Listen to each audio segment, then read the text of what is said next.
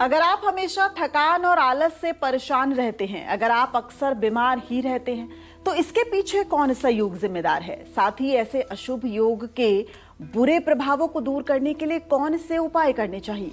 आइए जानते हैं, बताएंगे पंडित जी। देखिए, कुंडली में अगर चंद्रमा पापक ग्रहों से युक्त होकर के छठे, आठवें या 12वें स्थान में बैठा होगा या लग्नेश पर पापक ग्रहों की दृष्टि होगी, तो ऐसे में अल्पायु योग का निर्माण होता है। और ऐसा व्यक्ति शक्तिहीन और अल्पायु योग बनेगा। जिस कुंडली में यह योग बनता है उस व्यक्ति के जीवन पर हमेशा संकट मंडराता रहता है।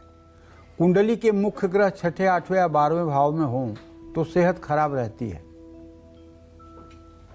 अरे आपको एक बात बताऊं,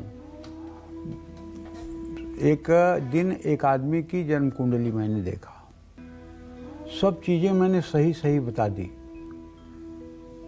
लेकिन जो उसने बताया फिर उसके बाद तो मेरे होश उड़ गए।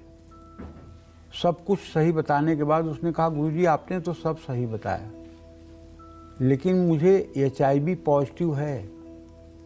मैं पिछले 5 साल से एड्स का पेशेंट हूँ और मैंने अभी तक जितना ज्योतिष पढ़ा था उस किताब में कहीं नहीं लिखा था किस योग में HIV बनता है, किस योग में मतलब कि ये एड्स वाला रोग बनता है। और शायद मेरे जीवन में पहली कुंडली आई थी HIV पेशेंट की। मैं काफ़ी मतलब कि दिमाग लगाया, तो मैंने सोचा कि अपने बड़े बेटे को बुलाऊं, वो नया ज्योतिष पढ़ रहा है, आजकल आधुनिक ज्योतिषी कर रहा है, उसको भी मैंने बुलाया। मैंने कहा देख इस कुंडली में कौन सा रोग दिखता है। तो उसने भी देखा होगा, उसने कहा पिताजी कुछ संक्रामक रोग तो है, लेकिन सही सही रोग डिसाइड नहीं हो रहा है, ब्लड से रिलेटेड कुछ संक्रामक रोग है। ठीक है, वो चला गया। उसके बाद मैंने उस कुंडली को सेव किया। उसमें जो मैंने देखा वो ये देखा कि शनि कुंभ राशि में चंद्रमा के साथ, और मतलब कि स्थिर राशि का शनि चंद्रमा के साथ छठे भाव में विराजमान था, जिसके कारण ये HIV पॉजिटिव का रोग हुआ और उसका विवाह विच्छेद हुआ। ये काफ़ी कुछ ऐसे रोग हैं जो काफ़ी रिसर्च के विषय हैं, जो हमारे शास्त्रों में नहीं लिखे गए हैं।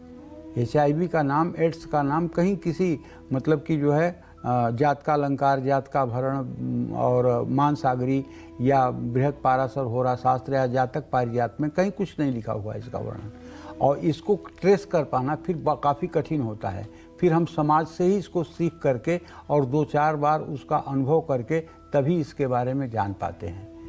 तो कोई ये कहे कि नहीं मैं ज्योतिष का अब सबसे आखिरी हस्ताक्षर हो गया हूँ, अब सब मुझे पता है, तो ये भ्रम की बात होगी। ऐसा नहीं है, हर समय कुछ न कुछ सीखने की बात है। तो गुरु छठे या 8वें भाव में बैठकर पीड़ित हो तो अल्पायु योग बनता है, और ऐसे व्यक्ति की आयु कम होती है। अल्पायु योग हो तो जीवन भर अपने खान पान का ध्यान रखना चाहिए, नित्य महामृत्युंजय मंत्र का जप करना चाहिए, हनुमान चालीसा पढ़ना चाहिए, भगवान शिव की आराधना करनी चाहिए, और हो सके तो एकादशी का व्रत करना चाहिए। अपने जन्मदिन, जन्म नक्षत्र और मासिक संक्रांति पर घर में हवन पूजन कराना चाहिए। बुरे कार्यों से दूर रहें और दान पुण्य करते रहें। काले तिल, कंबल, चप्पल, लोहा, अन्नदान करें। अनाथाश्रम, वृद्धाश्रम या अस्पतालों में सेवा दान करें। अष्ट चिरंजीवी पूजन, अष्ट चिरंजीवी लोगों का पूजन और स्मरण करें। हाँ, तो इस तरह से चिरंजीवियों की स्मृति और आराधना से आयु की वृद्धि होती है। हनुमान, परशुराम, विभीषण, कृपाचार्य, अश्वत्थामा, राजा बलि, महर्षि वेदव्यास, मार्कंडेय ऋषि, ये चिरंजीवी नामाष्टक हैं। इनका पाठ करने से निश्चित रूप से व्यक्ति दीर्घायु को प्राप्त होता है। जय मां विंध्यवासिनी।